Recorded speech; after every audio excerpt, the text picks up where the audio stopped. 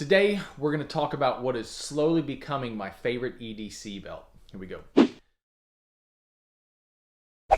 Howdy everybody, welcome back to the channel where our goal is to provide relevant education and accurate information for all things self-defense from the civilian perspective for civilians. My name is Craig. So I've done several videos on EDC belts and I've been wearing this Foundations belt from the EDC belt company for the last couple months, and it's a little bit different.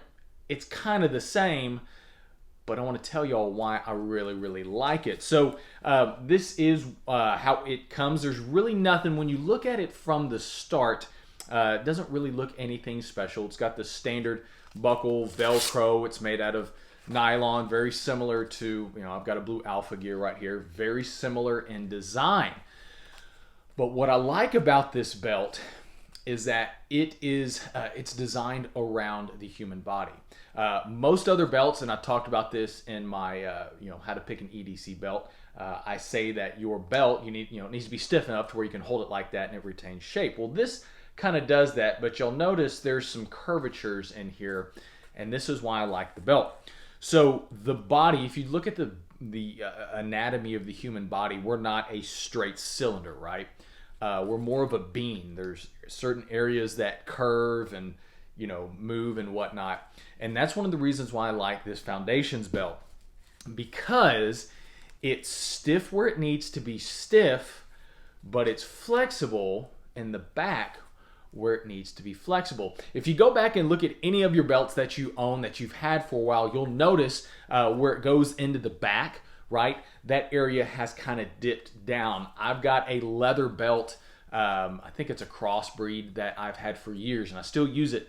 But you can definitely see that curvature as your rear end dips in the back. That's how your body does, and that's one of the reasons why I like this belt. So on the sides, kind of from like 3 o'clock, or I'd say probably from like 4 to 8 o'clock and forward, it is stiff, it is rigid. That's where we, whether you're regardless of where you're carrying strong side, hip, or appendix, that 4:30 to 7:30 or whatnot and forward, that's where all the weight is being carried.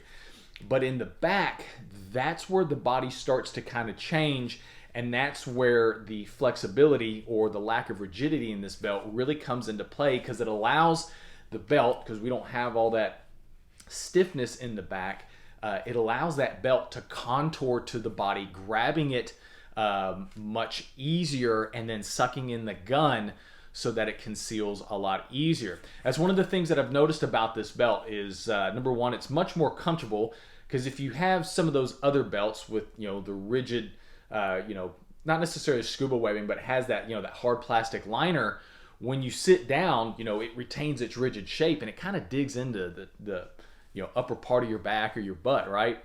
It kind of is uncomfortable when you're sitting down. And then it also doesn't necessarily, grab the gun or conform to your body like this one does. There's not much to say about durability wise. I mean, it's a very well built belt like a bunch of others. But once again, where they got smart is because these are gun guys, where it needs to have support, like where you carry your guns and your other tools.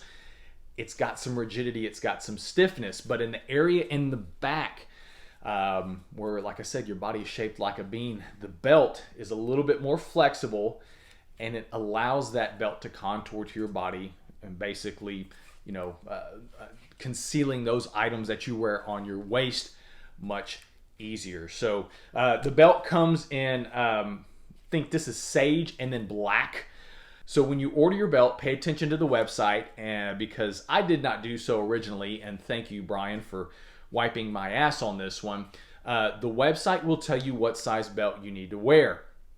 Typically, I'm a 36 waist. The belt that fits me the best is a 38. I've got a lot more play. I originally ordered a 36 thinking I knew better than what the website told me what to do.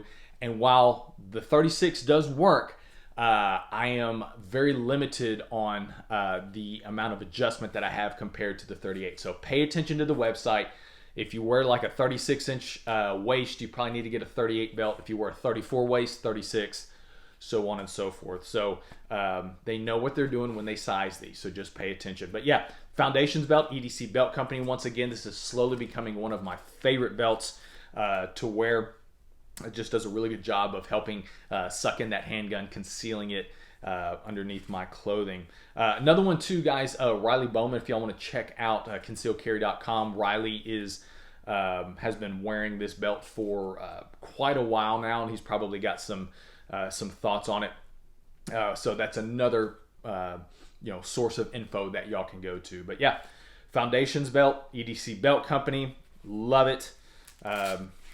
Built well, but once again, rigidity where it needs to be rigid, flexibility where it needs to be flexible, and it's made by guys who shoot.